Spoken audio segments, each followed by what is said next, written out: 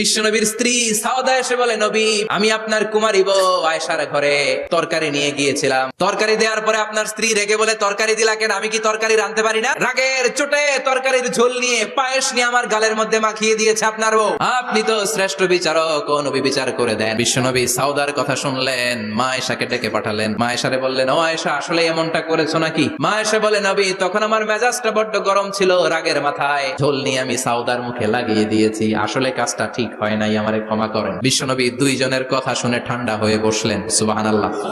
দুইজনের কথা শুনে বিশ্বনবী বললেন, আমার আদালতের রায় হচ্ছে কিসাস। সাউদাকে যেমনি তুমি পায়েস মাখিয়ে দিয়েছো, সাউদাও পায়েসের বাটি থেকে কিছু পায়েস নিয়ে আয়েশার গালে মাখো। সুবহানাল্লাহ পড়েন। সাউদাও বিশ্বনবীর রায় অনুযায়ী বাটি থেকে পায়েসের ঝোল নিয়ে মা আয়েশার গালের মধ্যে মেখে দিলেন। মা আয়েশা কি আর করবেন, হেসে দিলেন। সাইয়েদাতুনা সাউদাও হাসলেন, বিশ্বনবীও হাসলেন। আরশের উপর থেকে খুশি হয়ে গেল কে?